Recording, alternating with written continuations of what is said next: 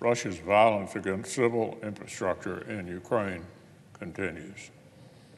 But the consequences of this unilateral destruction extend far beyond Ukraine's borders.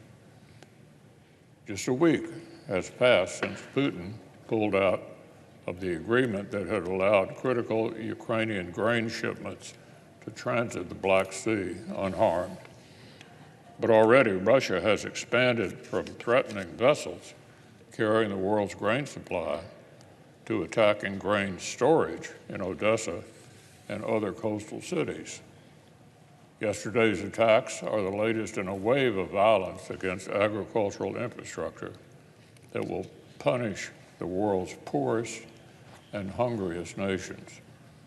Leaders in the developing world who hesitated to cast blame in this conflict should take a careful look at Russia's unprovoked behavior.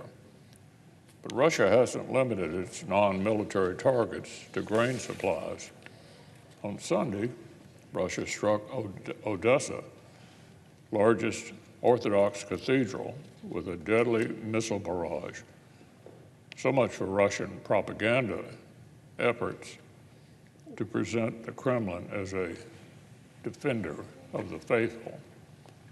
Of course, Putin, like his Soviet predecessors, has already done so much to corrupt and control the Russian Orthodox Church that we should not be surprised by his disrespect for religious institutions. So let's be very clear.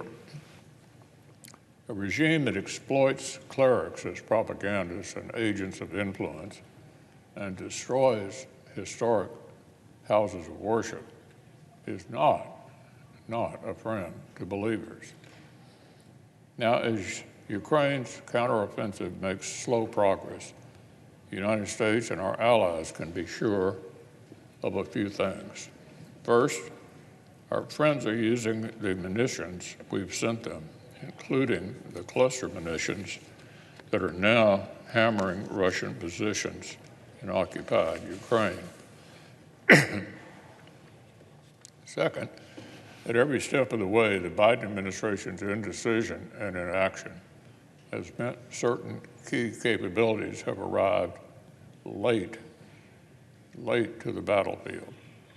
And third, additional long-range fires would help Ukraine put Russian invaders on the back foot, as our friends already demonstrated by successfully using British Storm Shadow cruise missiles. So the Biden administration needs to start moving at the speed of relevance, and give our friends in Ukraine the lethal tools they need to finish the fight.